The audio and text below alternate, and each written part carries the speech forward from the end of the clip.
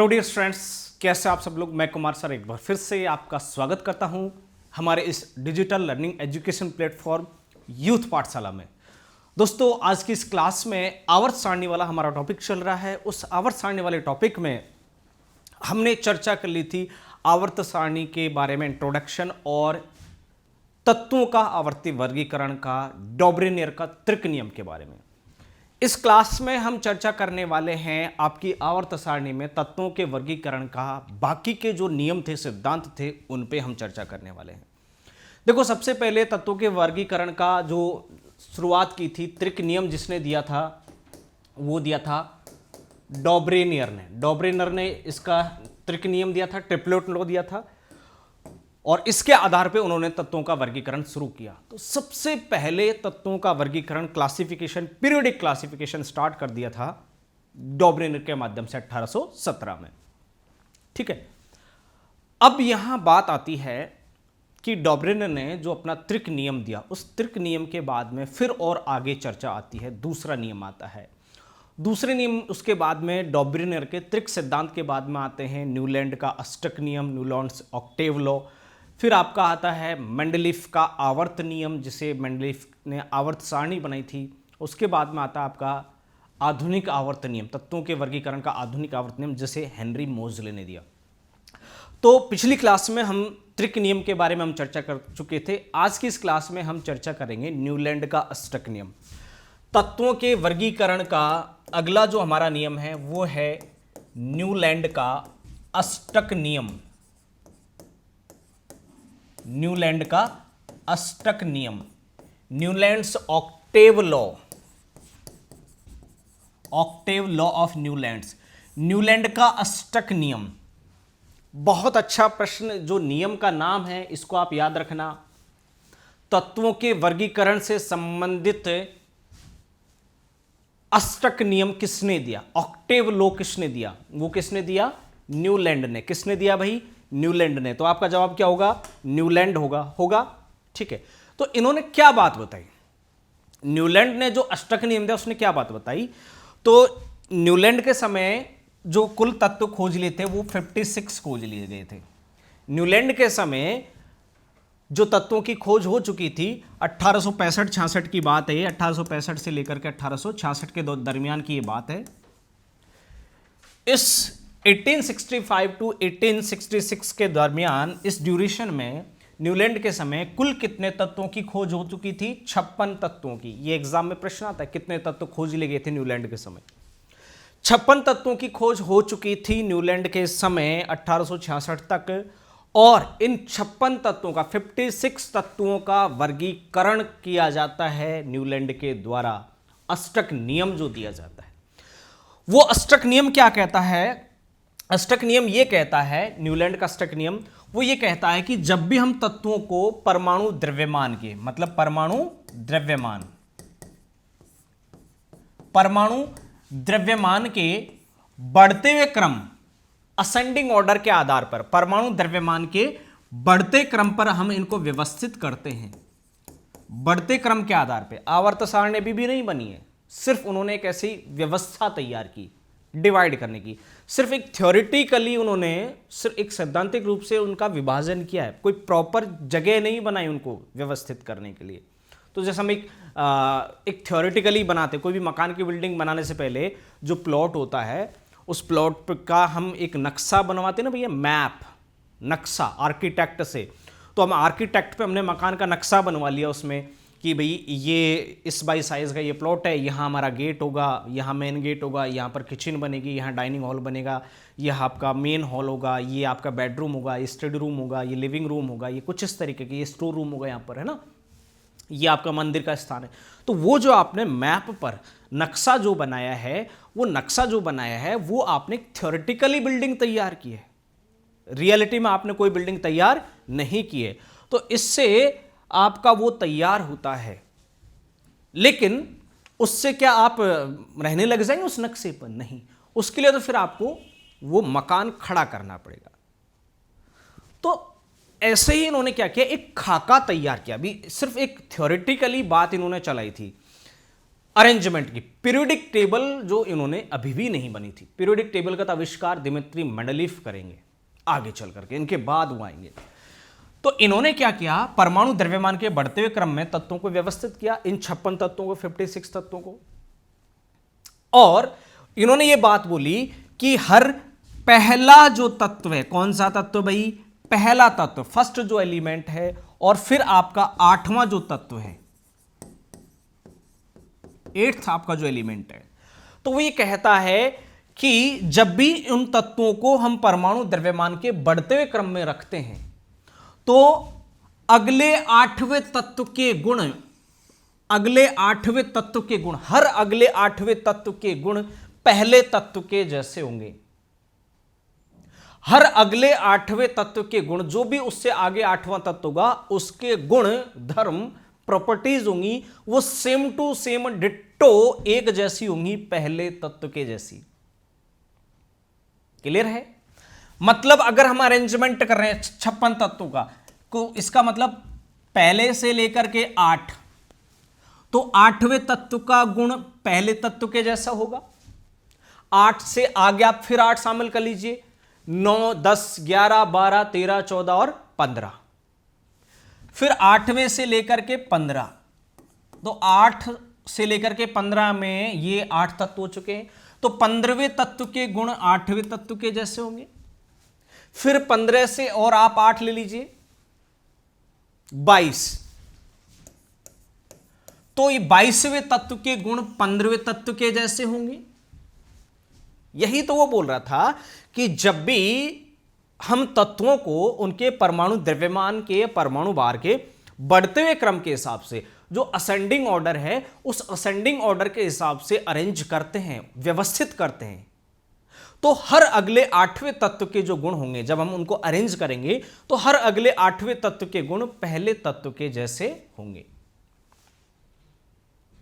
हर अगले 8वें तत्व के गुण पहले तत्व के जैसे ही होंगे। यह बात उन्होंने बताई। लेकिन जब इन्होंने अरेंज किया तो उन्होंने देखा इनके जो अष्टक नियम था, ऑक्टेव लॉ ऑफ न्यूलैंड जो था, उसकी कुछ डीमेरिट्स भी थी। मेरिट तो थी, मतलब गुण तो थे, मेरिट किसको बोलते हैं हम, गुण को, लेकिन कुछ अवगुण भी थे, डीमेरिट्स थे। उन्होंने देखा कि भैया 56 तत्वों में से न्यूलैंड का अष्टक नियम सिर्फ कैल्शियम तक ही लागू होता है, कैल्शियम तक लागू होता है। किस तक लागू होता है? कैल्शियम तक, मतलब जिसका परमाणु द्रव्यमान आपका 40 तक है। परमाणु द्रव्यमान 40 तक वाले तत्वों पर ही अष्टक नियम लागू होता है, इससे आगे वाले तत्वों पर लागू नहीं होता है। वो फिर सारी व्यवस्था गड़बड़ा गई इससे आगे वाले तत्वों में। तो प्रश्न बनता है, तो एग्जाम में अष्टक नियम किसने दिया? न्यूलैंड ने। अष्टक नियम का क्या कथन है कि जब भी हम तत्वों को परमाणु द्रव्यमान के या भार के बढ़ते हुए क्रम में रखते हैं तो हर अगले 8वें तत्व के गुण उससे पिछले वाले पहले तत्व के जैसे ही होंगे। फिर आता है प्रश्न, न्यूलैंड का अष्टक नियम किस तक लागू होता है? सिर्फ कैल्शियम तक लागू होता है, अर्थात परमाणु द्रव्यमान 40 तक लागू होता है। इससे आगे वाले तत्वों पर न्यूलैंड का अष्टक नियम लागू नहीं होता है, क्योंकि इसमें नियम में खामियां थी। नियम बना दिया, शुरुआत में नियम बना दिया अरेंज करके, उसने बाद में देखा तो उसको पता चला कि फेरस जो है, आयरन, इस आयरन के गुण बिल्कुल कोबाल्ट और निकिल जैसे हैं। कोबाल्ट और निकिल जैसे गुण किसके हैं? आयरन के, फेरस के हैं, लेकिन उसने उनको इनके साथ नहीं रखा, कोबाल्ट और निकिल के साथ नहीं रखा, उसने उनको दूर रख दिया। जबकि बात यह थी कि एक जैसे गुण वाले तत्वों को हम एक साथ रखेंगे, लगातार क्रम में रखेंगे, लेकिन उसने इनको एक जैसे गुण वाले तत्वों को क्रम में नहीं रखा, फेरस को अलग कर दिया और कोबाल्ट निकल को एक साथ रख दिया, एक जैसे गुण होने के बावजूद भी। तो ये तो इसकी कमी तो थी ना। तो फिर अपनी बात से वो मुकर रहा है। उसने बोला कि जो तत्वों का जो परमाणु द्रव्यमान है उसके बढ़ते हुए क्रम में समान गुण वाले तत्वों को एक सीरियली हम उसको अरेंज करेंगे, क्रम से हम उनको व्यवस्थित करेंगे और हर अगले 8वें तत्व के गुण पिछले वाले पहले तत्व के जैसे होंगे। ये बात उन्होंने बोल दी। लेकिन जब बोलने के बाद जब व्यवस्था की, उनको अरेंज किया, तो उनको पता लगा कि भैया ये तो सिर्फ मेरे द्वारा जो बात बोली गई है, मैंने जो नियम दिया है वो सिर्फ कैल्शियम तक ही लागू हो रही है प्रॉपरली। आगे तो बात गड़बड़ा रही है। हम बोल रहे थे कि एक जैसे गुण वाले तत्वों को हम एक ही साथ रखेंगे, तो यहाँ तो फिर फेरस के गुण तो बिल्कुल कोबाल्ट और निकल जैसे हैं, तो फिर क्यों नहीं रखा एक साथ में? फिर किसी का परमाणु द्रव्यमान कम है तो भी उसको पहले रख दिया, बाद में रख दिया, मतलब प्रॉपरली फिर बाद में इससे आगे लागू नहीं होता है। तो ये प्रश्न बनता है एग्जाम में कि न्यूलैंड का अष्टक नियम कौन से तत्व तक लागू होता है? कैल्शियम तक। ये भी प्रश्न बनता है कि न्यूलैंड ने कोबाल्ट और निकल के साथ में उनके जैसे ही समान गुणधर्म वाले किस तत्व को उनके साथ नहीं रखा, उनसे दूर रखा? फेरस को। न्यूलैंड के समय जो आपके हेलोजन तत्व हैं, हेलोजन तत्व और नोबल गैस, इनकी खोज नहीं हुई थी, तो उनके लिए तो फिर उन्होंने कोई स्थान ही नहीं बनाया। तो ये एक जर्नी है, तत्वों के आवर्ती वर्गीकरण की जर्नी है। सबसे पहले 1817 में तत्वों का वर्गीकरण किया डॉब्रेनियर ने, और डॉब्रेनियर ने जो तत्वों का वर्गीकरण किया वो क्या नियम दिया था? त्रिक नियम, ट्रिपलेट लो। क्या नियम दिया था भाई? त्रिक नियम दिया था, इंपॉर्टेंट है। आधार क्या था इसके वर्गीकरण का? आधार क्या था? आधार क्या था? समान गुणधर्म वाले परमाणु द्रव्यमान का बढ़ता हुआ क्रम, परमाणु द्रव्यमान का बढ़ता क्रम। फिर साहब आ जाते हैं आपके 1865-66 में, 1865 टू 1866। वैसे 1866 ज़्यादा बेटर रहेगा, ये अलग अलग बुक्स में अलग है। 10th वाली एनसीईआरटी बुक्स में डेट अलग दे रखी है और आपकी 11th केमिस्ट्री 12th केमिस्ट्री वाली बुक में डेट अलग दे रखी है, तो कन्फ्यूजन के तौर पे हमेशा कन्फ्यूजन ही रहता है। तो 1866 में फिर आ जाते हैं आपके न्यूलैंड, और न्यूलैंड ने तत्वों के वर्गीकरण से संबंधित अष्टक नियम दिया। इनका भी तत्वों के वर्गीकरण का जो आधार था, बेस, वो भी क्या था? परमाणु द्रव्यमान का बढ़ता हुआ क्रम। तो दोनों का बेस सेम था, लेकिन दोनों ने अपने अपने नियम दिए, तो उनकी अलग अलग बातें थी। इसने बोला कि जो तीन तत्वों के समान गुण वाले तीन तत्वों के समूह बनाए, जैसे आपका लिथियम, सोडियम, पोटेशियम, तो ये समान गुण वाले तीन तत्व हैं। लिथियम का परमाणु द्रव्यमान 7, सोडियम का परमाणु द्रव्यमान 23, पोटेशियम का परमाणु द्रव्यमान 39।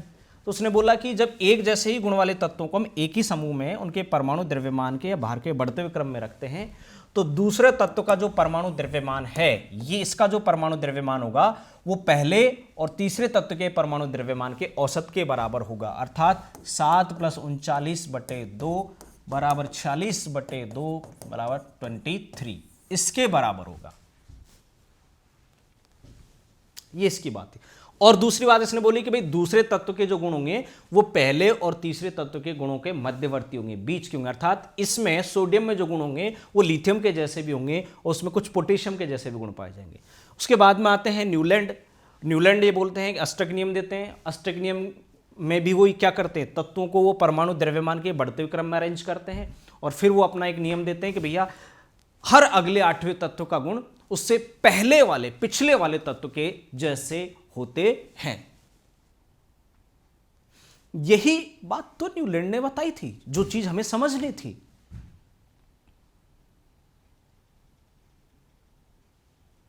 जो चीज हमें समझनी थी वो बात न्यूलैंड ने बताई।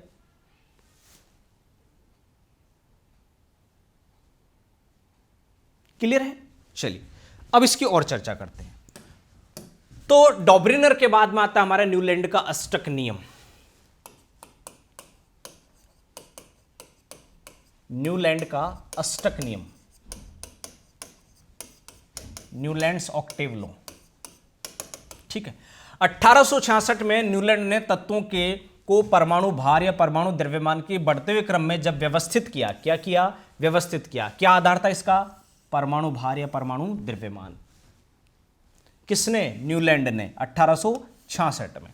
तो उसने देखा कि जब इस तरीके से उसने इन तत्वों को अरेंज किया परमाणु द्रव्यमान के बढ़ते हुए क्रम के आधार पे, उसने न्यूलैंड ने जब इनको अरेंज किया, व्यवस्थित किया, समान गुण धर्म वाले तत्वों को एक क्रम से व्यवस्थित किया, तो उसने देखा कि हर 8वें तत्व के गुण पहले तत्व के गुण के समान थे। अभी जो जस्ट कुछ देर पहले मैंने आपको बताया था कि हर अगले 8वें तत्व के गुण पहले तत्व के जैसे हैं, मतलब इसके जैसे होंगे। जो गुण इसमें होंगे, या आप ये कह सकते हैं कि 8वें तत्व में जो गुण होंगे वो पहले तत्व के जैसे ही होंगे। 8वें तत्व के जो गुण होंगे वो पहले तत्व के जैसे पाए जाएंगे। किसने बोली थी ये बात? ये बात बोली थी न्यूलैंड ने अपने अष्टक नियम के दौरान। ठीक है, चलिए, न्यूलैंड का जो अष्टक नियम है, तो न्यूलैंड ने तत्वों के वर्गीकरण से संबंधित अष्टक नियम दिया था। ये नाम याद रखना, तत्वों के वर्गीकरण का नियम न्यूलैंड ने जो दिया था उसका नाम क्या है? अष्टक नियम, जिसे ऑक्टेव लॉ के नाम से जानते हैं। ऑक्टेव लॉ, ठीक है भाई, इसे हम ऑक्टेव लॉ के नाम से जानते हैं। न्यूलैंड ने तत्वों का वर्गीकरण का अष्टक नियम दिया, ऑक्टेव लॉ दिया, जिसके अनुसार हर 8वें तत्व के गुण उससे पहले तत्व के जैसे ही होते हैं। ठीक, चलिए, तीसरी बात, न्यूलैंड ने जो अष्टक नियम दिया, 8 का जो नियम दिया, उसने क्या बोला? उसकी तुलना, न्यूलैंड ने अपने अष्टक नियम की तुलना जो संगीत के सुर होते हैं ना, संगीत के सुर, उससे की। तो यह भी प्रश्न आता है एग्जाम में, यह भी प्रश्न आता है एग्जाम में, याद रखना। न्यूलैंड ने तत्वों के वर्गीकरण का जो अष्टक नियम दिया, उसने तत्वों की तुलना किससे की? संगीत के सुरों से। संगीत में हमारे 7 सुर होते हैं, आप सब जानते हैं संगीत में 7 सुर होते हैं, सा रे गा मा पा धा नी, सा रे गा मा पा धा नी होते हैं ना। तो उसने 7 सुरों से की और उसने बताया कि पहला तत्व सुरों के आधार पे, अब बताएंगे, देखो इंटरेस्टिंग बात, सुरों के आधार पे कैसे। तो सुरों के आधार पे बताया कि पहला तत्व और 8वें तत्व के गुण क्या होते हैं? समान होते हैं, उनमें क्या होती है? समानता होती है। संगीत के जो 7 सुर हैं, सा रे गा मा पा धा नी, ये तो इनको जो हम बोलते हैं, जब संगीत के 7 सुरों को से मिलकर के हम जब कोई भी साज या गाना संगीत तैयार करते हैं, तो उनका जो बोलने का सबसे कम आवृत्ति सा सुर की ध्वनि की होती है, सबसे ज्यादा आवृत्ति जो होती है वो नी वाले स्वर की होती है। इसकी फ्रीक्वेंसी ज्यादा होती है, मतलब ये सुर जो होगा वो मंद बोला जाएगा और ये सुर हाईली इंटेंसिटी से बोला जाएगा, बहुत ज्यादा उच्च स्वर होगा ये। तो आपने देखोगा जो लोग संगीतज्ञ होते हैं, म्यूजिशियन होते हैं, म्यूजिशियन कंपोजर होते हैं, जो उसका रियाज करते हैं, कभी आपने उनको देखा होगा, तो जो संगीत के 7 सुर होते हैं उनको बोला किस तरीके से जाता है? स्टार्टिंग में बोलते हैं सा रे गा मा पा धा नी सा लो फ्रीक्वेंसी से स्टार्ट होता है, आपका निम्न आवृत्ति की ध्वनि के साथ में स्टार्ट होता है और लगातार इन सुरों की ध्वनि का स्तर बढ़ता जाता है, नी पर एक्सट्रीम हो जाता है, नी वाली ध्वनि पर क्या हो जाता है? एक्सट्रीम हो जाता है। और अगेन जब हम सा रिपीट करते हैं तो वो इसके जैसे होता है, मतलब सा रे गामा पा धा नी, फिर सा आएगा, सा रे गामा पा धा नी सा, सा रे गामा पा धा नी सा, है ना, इस तरीके से। तो इनकी तुलना इससे होती है। यही बात केमिस्ट्री को समझाने के लिए, वर्गीकरण को समझाने के लिए न्यूलैंड ने इनका प्रयोग किया। इंडियन चीज का देखो, संगीत के 7 सुरों की, है ना। फॉरेन में भी होते हैं संगीत के सुर, लेकिन वो सारे गामा नहीं होते, कुछ अलग होते हैं। लेकिन न्यूलैंड को काफी मददगार हुआ। इंडियन म्यूजिक का जो बेसिक चीज होती है, किसी भी म्यूजिक की सीखने की, या उसकी जो बेसिक चीज होती है, वो होते हैं संगीत के 7 सुर। और उसी से उसने केमिस्ट्री में काम में ले लिया उन संगीत के 7 सुरों को, तत्वों के वर्गीकरण को समझाने के लिए। कितनी अच्छी बात है ना। हमारे जो संगीत के सुर भी हैं वो भी साइंटिफिक हैं, और जबकि हम कहते हैं कि हमारे वेद धर्म ग्रंथ ये साइंस नहीं है, साइंटिफिक चीजें हैं, इनमें काफी चीजें साइंटिफिक है। अगर आप उसको धार्मिक एंगल से देखेंगे, स्पिरिचुअल एंगल से आप देखेंगे, तो उसमें कई चीज़ों को आप नकार सकते हैं, लेकिन उसमें काफ़ी ऐसे फैक्ट्स हैं, काफ़ी ऐसे टेम्परामेंट्स हैं जिनमें आप उनमें साइंटिफिक एंगल ढूंढ सकते हैं। ठीक है, ओके, नाउ लिसन देख। तो न्यूलैंड ने अपने अष्टक नियम में तत्वों की तुलना संगीत के सुरों से की। जैसे संगीत के सुरों में पहली ध्वनि सा की ध्वनि जो होती है वो सातवीं ध्वनि के बाद दोबारा से रिपीट होती है। संगीत के सुरों में पहली ध्वनि जो सा है, इसको सा रे गा मा पा धा नी सा, तो अगली जो ध्वनि आठवीं ध्वनि आएगी वो क्या आएगी? सा। फिर इससे अगली आठवीं ध्वनि वो क्या आएगी? रे आएगी। फिर इससे अगली आठवीं ध्वनि क्या आएगी? मा आएगी। इससे अगली आठवीं ध्वनि क्या आएगी? पा आएगी। फिर क्या आएगी? दा, पा दा, ये आठवीं ध्वनि आएगी। तो यही बात न्यूलैंड ने समझाई थी कि ये प्रश्न देखो इंपॉर्टेंट आता है एग्जाम में कि न्यूलैंड ने तत्वों की तुलना किससे की? संगीत के साथ सुरों से की। संगीत के सुरों से उसकी तुलना की। और संगीत के साथ सुरों में पहला स्वर जो होता है, आपका सुर होता है, वो सा होता है, सा। तो फिर आठवां भी क्या होगा? सा होगा। जब दूसरा आपका रे होगा तो उससे आठवां क्या आएगा? यहां पर रे आएगा। और उस सुर को जो बोलने का आपका जो तरीका है, उसकी जो सुर की ध्वनि का जो स्तर है, इंटेंसिटी जो लेवल है, वो भी वही होगा जो पहले का जैसा है। क्लियर है? मतलब हर आठवें तत्व के गुण पहले तत्व के जैसे ही होंगे। ये इतनी जो सिंपल सी बात है वो न्यूलैंड समझाना चाह रहे थे। अब काफी लोग भाई नहीं आए समझ में कि न्यूलैंड के नियम के अनुसार वो टिपिकल जो वर्ड है, तो भैया सात सुर जो वाला मामला है, इससे आप इजीली समझ लेंगे। संगीत के सुरों में पहला सुर जो होता है सा होता है, सा के बाद में दूसरा रे गामा पादानी सा, फिर आठवां सुर फिर से सा होता है। तो जिस तरीके से आप पहले सुर को बोल रहे थे वैसे ही आप आठवें को बोलेंगे। हर अगला आठवां जो तत्व होता है उसके गुण पिछले वाले पहले तत्व के जैसे ही होते हैं। यह बात किसने बोली थी साथियों? न्यूलैंड ने बोली थी। तो एक तो प्रश्न याद रखना एग्जाम में कि अष्टक नियम किसने दिया? न्यूलैंड ने। कब दिया? 1866 में दिया। ठीक है, ओके। न्यूलैंड ने तत्वों का जो परमाणु का अरेंजमेंट का व्यवस्था का जो आधार था वो क्या था? परमाणु द्रव्यमान या परमाणु भार का बढ़ता हुआ क्रम, जो डॉबरेनर ने भी अपनाया था। न्यूलैंड ने तत्वों का जो अष्टक नियम दिया, कौन सा नियम दिया? अष्टक नियम। उस अष्टक नियम की क्या खास बात थी? उसने क्या बताया कि हर अगले आठवें तत्व के गुण पहले तत्व के जैसे होंगे। न्यूलैंड ने तत्वों की तुलना किससे की? संगीत के सुरों से की। न्यूलैंड ने तत्वों की तुलना किससे की? संगीत के सुरों से की। क्लियर है? आ गया समझ में? आगे बढ़े, चलिए आगे। न्यूलैंड बोलते हैं कि न्यूलैंड का जो अष्टक नियम है, 56 तत्व खोज लिए गए थे, उनमें से न्यूलैंड का अष्टक नियम केवल कैल्शियम तक ही लागू होता है। Ca, कैल्शियम तक ही लागू होता है। न्यूलैंड का अष्टक नियम जो होता है वो कहां तक लागू होता है?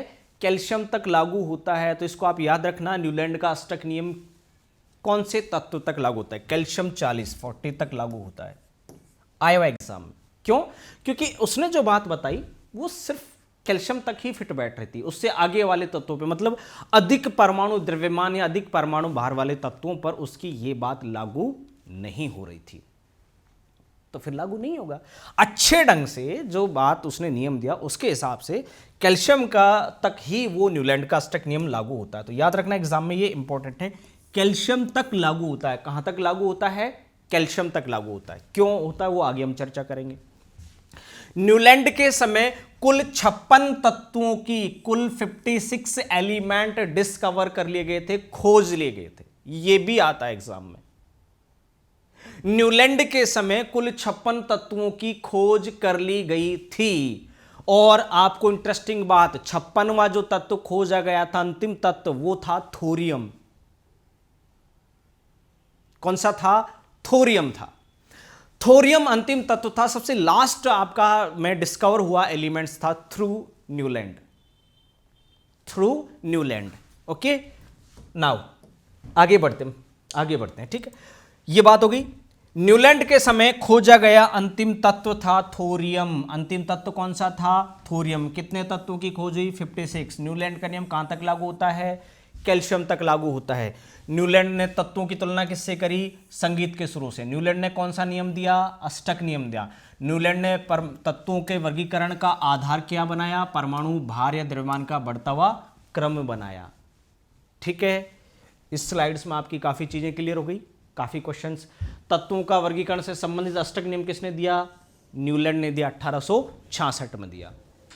ठीक, तो ये कैल्शियम तक ही लागू होता है, इंपॉर्टेंट है, एग्जाम में आती है। मतलब कोई सी भी लाइन आपको, देखो यहां क्लास के दौरान जो भी लाइन आपको यहां दिखाई देगी या जो भी लाइन हम बोलेंगे वो ऑलरेडी एग्जाम्स में आई हुई है। ये आपके लिए कुछ रंगीन और प्रिंटेड लाइंस की हमने एक सुविधा आपके लिए की है, एनिमेटेड लाइंस की, कि जिससे आप जब भी आप नोट्स बनाएं, मेंटेन करें, नोट्स मेंटेन करें, पढ़ें, तो एक तो मान लीजिए राइटिंग खराब है तो आपको उसका लिखा हुआ समझ में नहीं आता है, अरेंज प्रॉपरली तरीके से लिखने का जो अरेंजमेंट होता है बोर्ड पर, जिसको बोर्ड प्रेजेंटेशन बोलते हैं, वो सही नहीं हो, तो जब भी आप नोट्स बनाएं तो आप इसका स्क्रीनशॉट भी ले सकते हैं या वीडियो को पॉज करके अपनी नोटबुक में नोट कर पाएं। और ये एक एक जो लाइन है, इस एक एक लाइनों से इस क्लास में, इसमें या और भी जो क्लास होंगी उनमें जो भी आपको यहाँ बोर्ड पे लिखा हुआ दिखाई देगा, उनसे सभी से प्रश्न एग्जाम में बन चुके हैं और निश्चित तौर पे वो सभी प्रश्न आपकी आगे आने वाले एग्जाम्स में भी बनेंगे। तो ये आपको बाकी की जो क्लासेस आप लेते हैं कहीं भी किसी भी प्लेटफॉर्म से, उसमें आपको इस प्लेटफॉर्म पे और मेरी वाली क्लास में आपको ये एक अच्छी बात, एक नया तरीका, आपको नई इन्वेंशन आपको मिलेगी। ठीक है, तो आगे बढ़ते हैं। न्यूलैंड ने अष्टक नियम दिया 1866 में और उसने परमाणु भार के या द्रव्यमान के बढ़ते क्रम के आधार पे उनको व्यवस्थित किया और उसने बोला कि हर अगला आठवां तत्व के गुण उसके पहले वाले तत्व के गुण के जैसे होते हैं, और उसने तत्वों की तुलना संगीत के सुरों से की, और न्यूलैंड का अष्टक नियम केवल और केवल कैल्शियम तक ही लागू होता है। उसके समय कुल 56 तत्व खोज लिए गए थे, जिनमें से सबसे खोजा गया अंतिम तत्व अर्थात 56वां जो तत्व था वो कौन सा था? थोरियम था, TH था ना, थोरियम था, ये भी याद रखना। आगे बढ़ते हैं। ये है भाई वो न्यूलैंड ने, इस तरीके से न्यूलैंड ने तत्वों को अरेंज किया था। ये देखिए कुछ इस तरीके से न्यूलैंड ने तत्वों को अरेंज किया है। तो संगीत के सुरों से तुलना की, देखो इसके आधार पर उसने अरेंज किया। संगीत के सुरों में पहला सुर क्या होता है? सा, दूसरा रे, गा, मा, पा, धा, नी, 7 सुर होते हैं। फिर 8वें पे कौन सा आएगा? पहले जैसा। अच्छा, ये हमारे भारतीय शास्त्रीय संगीत के 7 सुर हैं, और जो वेस्टर्न जो पॉप संगीत होता है उसके 7 सुर ऐसे होते हैं कुछ, डो रे मी फा सो ले टी, है ना, डो रे मी फा सो ले टी, डो रे, कुछ अजीब तरीके के, लेकिन हमारे यहां बहुत अच्छे हैं।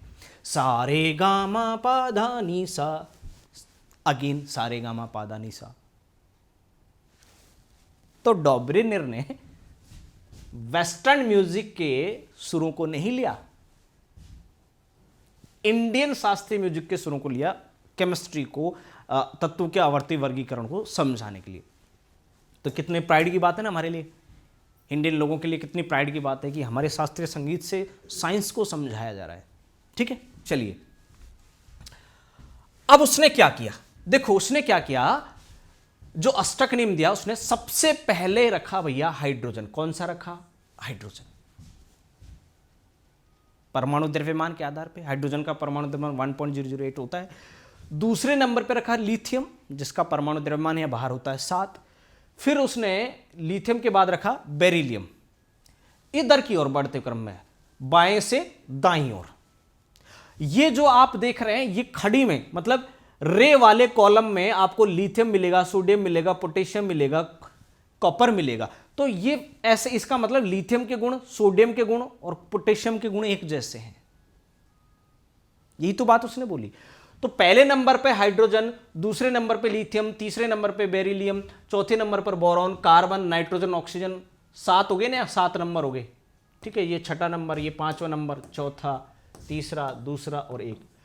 तो पहले नंबर पे हाइड्रोजन आएगा, फिर व्यवस्थित करते करते फिर जब हम 8वें नंबर पे इसको रखेंगे फ्लोरीन को, है ना, इसको हमने व्यवस्थित किया। इसका मतलब इस फ्लोरीन के गुण किसके जैसे हैं? पिछले तत्व हाइड्रोजन के जैसे हैं। हो गया। ऐसे ही क्लोरीन आ रहा है इसी ग्रुप में, इसका मतलब क्लोरीन के गुण किसके जैसे हैं? फ्लोरीन के जैसे हैं, क्योंकि फ्लोरीन से 8वां तत्व कौन सा आएगा? क्लोरीन। और इंटरेस्टिंग बात, और इंटरेस्टिंग जो बात है इसका मतलब यहां तक तो ठीक है, लेकिन आपको कंफ्यूज करते हैं, आपका कॉन्सेप्ट देखते हैं। वो पूछेगा भैया लिथियम, न्यूलैंड के अष्टक नियम के अनुसार सोडियम के जो गुण होंगे वो किसके जैसे होंगे? तो सोडियम से पहले आठवां तत्व कौन सा? सोडियम से पहले देखो 1 2 3 4 5 6 7 और 8, अर्थात लिथियम के जैसे। अगर आपसे पूछे कि भाई मैग्नीशियम के गुण किसके जैसे होंगे? इसके जैसे होंगे। आपसे पूछे एल्यूमिनियम के गुण किसके जैसे होंगे? बोरॉन के जैसे होंगे। आपसे पूछे सिलिकॉन के गुण किसके जैसे होंगे? कार्बन के जैसे। फास्फोरस के गुण किसके जैसे होंगे? नाइट्रोजन के जैसे। और सल्फर के गुण किसके जैसे होंगे? ऑक्सीजन के जैसे होंगे। हो गया ना? तो अगर आप इधर से काउंट करेंगे 1 2 3 4 5 6 7 8, तो इस तरीके से, तो हर 8वें तत्व का गुण पहले तत्व के जैसा, हर अगले 8वें तत्व का। तो ये जो 8वें तत्व का गुण होगा, या आप ये कह सकते हैं कि इस तत्व का गुण जो होगा वो पिछले 8वें तत्व के बराबर होगा। इसलिए व्यवस्था में क्या किया कि इनको हमने एक ही ग्रुप में रखा, एक जैसे गुण वाले तत्व को, अर्थात बोरॉन के गुण, एल्यूमिनियम के, क्रोमियम के, और इनके जो गुण हैं एक जैसे हैं। लिथियम, सोडियम, पोटेशियम, कॉपर के गुण एक जैसे हैं यहां तक। लेकिन ये जो बात लागू होती है, अरे हां, अगर आपसे पूछेंगे भाई पोटेशियम के जैसे गुण किसके होते हैं, तो सोडियम के जैसे होते हैं। क्योंकि आप काउंट कर लीजिए, पोटेशियम से पिछला 8वां या पहला तत्व कौन सा आएगा? यही आएगा, सोडियम। या आप ये कह सकते हैं कि सोडियम से अगला 8वां तत्व कौन सा आएगा? पोटेशियम। 1 2 3 4 5 6 7 और 8 आगे ना 8वां तत्व। तो यही बात वो समझाना चाह रहे थे न्यूलैंड। लेकिन ये न्यूलैंड की जो बात लागू होती है वो सिर्फ यहाँ कैल्शियम तक लागू होती है। कैल्शियम से आगे देखो, मैंने इसीलिए आपके लिए सुविधा के लिए क्या किया है, जब भी आप नोट्स बनाएं तो ये जिन तत्वों पर न्यूलैंड का अष्टक नियम लागू होता है उनको एक अलग कलर में कर दिया, और जिन पे लागू नहीं होता उनको रेड कलर में कर दिया। तो जिन पे नियम लागू होता है न्यूलैंड का वो यहां तक लागू होता है।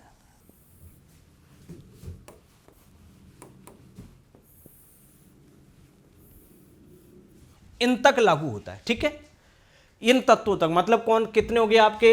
7 और 7 14 और 3 17। इन तत्वों तक लागू होता है। 56 में से 56 एलिमेंट्स में से न्यूलैंड का जो अष्टक नियम है वो कैल्शियम तक, अर्थात 17 तत्वों पर ही ढंग से लागू होता है। बाकी तो आगे इनका सारा मामला गड़बड़ है। क्यों गड़बड़ है? देखो यहां आपका कोबाल्ट और निकिल, तो कोबाल्ट और निकिल के गुण एक जैसे हैं, तो इनको एक साथ रखा, एक ही ग्रुप में रखा, इसमें ही रखा, सा वाले ग्रुप में। लेकिन फेरस के गुण भी बिल्कुल कोबाल्ट और निकिल के जैसे थे। तो होना तो यह चाहिए था कि इस फेरस को यहां कोबाल्ट निकिल के साथ में रखना चाहिए था। इस फेरस को कोबाल्ट निकिल के साथ में रखना चाहिए था, लेकिन ऐसा नहीं हुआ। समान गुण वाली चीजों को एक साथ नहीं रखा। तो ये इसके नियम की कुछ कमियां थी, खामियां थी, अवगुण थे, डिमेरिट्स थी, कि वो अपनी ही जो बात उसने कही उस बात से वो मुकर रहा है, कि वो बोल रहा था कि एक जैसे गुण वाले तत्वों को हम एक साथ रखेंगे। लेकिन तो भाई आपका इससे क्या झगड़ा हुआ? फेरस से क्या झगड़ा हुआ है कि आप इसको कोबाल्ट निकल के साथ नहीं रखते? बोले मेरी मर्जी है, मैंने नियम दे दिया स्टक का, तो और मर्जी है, मैंने रखा तो रखा, भाई मेरी बात नहीं मानता फेरस, तो मैंने अलग डाल दिया उसको, एक जैसे गुण होने के बावजूद भी। तो फिर आगे चलकर लोगों ने बोला कि ठीक है, बाद में जब लोग आए तो उन्होंने बोला कि भाई अष्टक नियम जो है इसका ढंग से वो केवल कैल्शियम तक ही लागू होता है, आगे वालों पर तो लागू नहीं होता। कहीं किसी पर लागू होता है, किसी पर लागू नहीं होता। मतलब समानता का व्यवहार नहीं हो रहा है यहाँ। कैल्शियम से आगे वाले ये जितने भी तत्व हैं, क्रोमियम, टाइटेनियम, मैग्नीज, फेरस वगैरह, कॉपर, जिंक, इन पे किसी पे भी लागू नहीं हो रहा है। सिर्फ कैल्शियम तक लास्ट वो जो तत्व है जिस तक अष्टक नियम लागू होता है वो कौन सा है? कैल्शियम है। कौन सा है भाई? कैल्शियम है। ठीक है, चलिए। तो न्यूलैंड ने तत्वों की तुलना संगीत के सुरों से की इस तरीके से, और तत्वों का अरेंजमेंट भी कुछ इस तरीके से। परमाणु द्रव्यमान या भार के बढ़ते हुए क्रम में, अर्थात हाइड्रोजन से ज्यादा परमाणु द्रव्यमान किसका होगा? लिथियम का। उससे ज्यादा इसका है। इसमें बढ़ते हुए क्रम में जब वो रखता गया तो उसको पता लगा कि हर अगले 8वें तत्व के गुण पिछले वाले पहले तत्व के जैसे हैं। हर अगले 8वें तत्व के गुण पिछले वाले पहले तत्व के जैसे हैं। हर अगले 8वें तत्व के गुण पिछले वाले पहले तत्व के जैसे हैं, लेकिन न्यूलैंड का अष्टक नियम सिर्फ और सिर्फ कैल्शियम तक ही लागू होता है, इससे आगे आने वाले तत्वों पर लागू नहीं होता है। यह आप याद रखना, एग्जाम में आता रहता है कि न्यूलैंड ने कौन सा वो तत्व है, न्यूलैंड ने कौन सा वो तत्व है जिसके गुण कोबाल्ट और निकिल के समान, कोबाल्ट और निकिल के समान होने के बावजूद भी उन्हें कोबाल्ट और निकिल के साथ में नहीं रखा, उन्हें कोबाल्ट निकिल से दूर रखा। तो वो कौन सा तत्व है भैया? फेरस है ना, आयरन जिसे हम कहते हैं, आयरन को फेरस कहा जाता है रासायनिक भाषा में, लोहा, ठीक है। उसको एक जैसे, इनके जैसे गुण होने के बावजूद भी साथ में नहीं रखा, उनको अलग रखा। तो ये उसकी डिमेरिट्स थी, उसकी वर्गीकरण की कमियां थी ये। तो देखो तत्वों को रखा उसने बढ़ते हुए क्रम में, तत्वों को रखा उसने बढ़ते हुए क्रम में। हाइड्रोजन सबसे पहले किसको रखा? हाइड्रोजन। तो हाइड्रोजन का परमाणु द्रव्यमान क्या है? 1 है या 1.008 है। तो सबसे पहले आपका क्या आएगा? हाइड्रोजन आएगा। उसके बाद क्या आएगा? लिथियम। तो देखो बढ़ते हुए क्रम में लिथियम, ये पहला, ये दूसरा, ये 3, 4, 5, 6, 7, ठीक है। ये 8वां मान लीजिए आपका तत्व है, ये 9वां तत्व है, ये 10वां, ये 11वां, 12, 13, 14वां तत्व, ये 15वां और ये 16वां। तो ये कह रहा है कि 8वें तत्व के गुण अर्थात सोडियम के पहले तत्व के जैसे होंगे, लिथियम के जैसे। तो फिर 9वें तत्व के गुण दूसरे तत्व के जैसे, तो 8 ही तो है बीच में अंतर। एल्यूमिनियम अर्थात 10वें तत्व के गुण बेरिलियम के जैसे, सिलिकॉन के गुण कार्बन के जैसे, पोटेशियम के गुण फास्फोरस के नाइट्रोजन के जैसे, सल्फर के गुण ऑक्सीजन के जैसे, क्लोरीन के गुण फ्लोरीन के जैसे, ठीक है। ये पोटेशियम के गुण सोडियम के जैसे, कैल्शियम के गुण मैग्नीशियम के जैसे, क्योंकि कैल्शियम का परमाणु भार या परमाणु द्रव्यमान कितना है? 40। तो ये प्रश्न ऐसे भी बन जाता है कैल्शियम ने बन के कि न्यूलैंड का अष्टक नियम कितने परमाणु द्रव्यमान या परमाणु भार तक ही लागू होता है? तो 40। जिस तत्व का परमाणु द्रव्यमान 40 या उससे कम है उन तक ही न्यूलैंड का अष्टक नियम लागू होता है। जिन तत्वों का परमाणु द्रव्यमान या परमाणु भार 40 से ज्यादा है, ग्रेटर देन 40 है, उन पे न्यूलैंड का अष्टक नियम लागू नहीं होता है, उन पे न्यूलैंड का अष्टक नियम लागू नहीं होता है। आ गया समझ में? तो वो यही कह रहा है कि हर अगले 8वें तत्व के गुण उससे पिछले वाले पहले तत्व के जैसे होंगे। ये सिंपल सी बात बताई न्यूलैंड ने। और न्यूलैंड का अष्टक नियम कैल्शियम तक लागू होता है या परमाणु द्रव्यमान 40 तक के तत्वों पर ही लागू होता है, या इससे कम वाले द्रव्यमान वाले तत्वों पर लागू होता है। देखो सबका द्रव्यमान 40 से क्या है? कम है। जिन परमाणु का द्रव्यमान 40 से ज्यादा है उन पे न्यूलैंड का अष्टक नियम लागू नहीं होता है। और कोबाल्ट और निकिल के गुण के जैसे ही फेरस के गुण होने के बावजूद भी न्यूलैंड ने उस तत्व को, फेरस को एक साथ ने रख के उसको क्या रखा? अलग रखा। तो ये उसकी क्या थी? कमियां थी। तो ये था भाई न्यूलैंड का अष्टक नियम, जो उम्मीद है आपको समझ में आया होगा। न्यूलैंड के समय खोजे गए तत्वों की संख्या कितनी थी? 56। और खोजा गया अंतिम तत्व कौन सा था भैया? थोरियम। कौन सा था? थोरियम था, है ना। खोजा गया 56वां जो तत्व था वो कौन सा था? थोरियम था। ये याद रखना। न्यूलैंड के समय नोबल गैस की खोज नहीं होती है, तो जब नोबल गैस की खोज नहीं है तो न्यूलैंड के समय नोबल गैस जो होती है उनकी वर्गीकरण की व्यवस्था नहीं होती है, क्लासिफिकेशन की। न्यूलैंड का अष्टक नियम अधिक परमाणु भार वाले तत्वों पर लागू नहीं था। अधिक परमाणु भार का मतलब ग्रेटर देन 40। जिनका परमाणु भार या परमाणु द्रव्यमान 40 से ज्यादा है उन पे न्यूलैंड का अष्टक नियम लागू नहीं होता है, याद रखना, ठीक है। अक्रिय गैस की खोज जब बाद में हुई, न्यूलैंड के बाद में, तो अक्रिय गैस की खोज हो जाने पर यह बात निकल करके आई न्यूलैंड वाली बात गलत साबित हो गई। जब तक नोबल गैस की खोज, निष्क्रिय गैस की खोज नहीं हुई थी, तब तक तो न्यूलैंड के अष्टक नियम का जो कथन था कि हर अगले 8वें तत्व के गुण पहले तत्व के जैसे ही होंगे और कुछ भी नहीं होगा, तो यह बात तब तक सही थी जब तक नोबल गैस की खोज नहीं हुई। जैसे ही नोबल गैस या निष्क्रिय अक्रिय गैस की खोज हो जाती है तो उसकी बात ये गलत भी हो जाती है। तब जैसे ही नोबल गैस की खोज होती है तो तब एक नई बात और निकल करके आती है। वो ये कहते हैं कि जरूरी नहीं है कि 8वें तत्व के गुण पहले तत्व के जैसे हों, वो तब जब खोज होती तो ये बात निकल के आती है कि नवम तत्व के अर्थात 9th जो एलिमेंट है उसके गुण भी पहले तत्व के जैसे होते हैं, है ना, न कि 8वें तत्व के समान।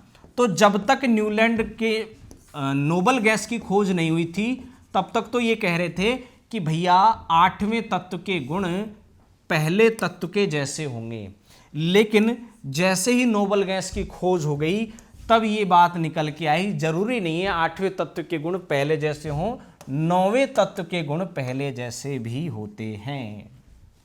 तो वो यही है, नोबल गैस की खोज हो जाने पर 9वें तत्व के गुण प्रथम तत्व के समान होते हैं, न कि 8वें तत्व के। तो ये जो बात न्यूलैंड का अष्टक नियम भी जो कैल्शियम तक लागू होता है ना, वो तब तक ही लागू होता है जब तक नोबल गैसों की खोज नहीं होती है। जैसे ही नोबल गैस, निष्क्रिय गैस, अक्रिय गैस या आधुनिक आवर्त सारणी के वर्ग 18 के तत्वों की, हीलियम, क्रिप्टॉन, जीनोन, नियोन, इनकी जब खोज हो जाती है तब न्यूलैंड का अष्टक नियम फेल हो जाता है, गलत साबित हो जाता है। तब उसकी कही गई हर बात वहां पर झूठी साबित होती है, सिर्फ एक मिथ्या साबित होती है। कब? जब नोबल गैस, निष्क्रिय गैस या अक्रिय गैसों की हो जाती है खोज। उसके बाद में फिर आते हैं भैया अष्टक के नियम के बाद में फिर जर्नी शुरू होगी मेंडलीफ की आवर्त सारणी की। तो ये था साथियों तत्वों के वर्गीकरण से संबंधित न्यूलैंड का अष्टक नियम। उम्मीद है मेरी तरफ से उसको आपको जो जरूरी बातें थी, आवश्यक जो जानकारी थी, वो आप तक डिलीवर की गई, एग्जाम की दृष्टि से जो महत्वपूर्ण बातें थी, और उम्मीद है आपको ये बेहतरीन तरीके से समझ में आया होगा। अगर अच्छा लगे वीडियो आपको तो प्लीज इसे लाइक जरूर करना। इसके बाद में हम पढ़ेंगे तत्वों के वर्गीकरण का जो आवर्ती नियम है, दिमित्री मेंडलीफ या मेंडलीफ की आवर्त सारणी और मोजले की आधुनिक आवर्त सारणी, उसकी हम चर्चा करेंगे अगली क्लास में। आज की क्लास में बस इतना ही, मिलते हैं आपसे अगली क्लास में। नमस्कार, जय हिंद।